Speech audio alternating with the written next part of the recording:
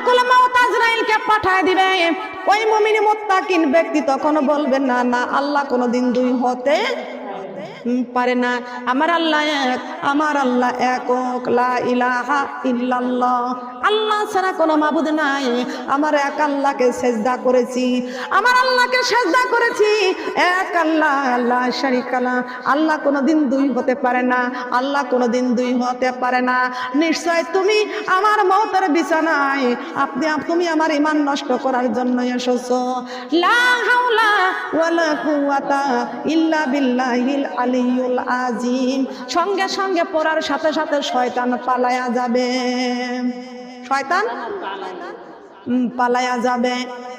ও আমার মা বোনরা, কান লাগান খেয়াল করে শুনুন, আমরা যখন মরিয়া যাব তখন আমাদের পাশে আত্মীয় স্বজন গুলো মৌতের খবর পায়া সবাই মিলে আসবে কি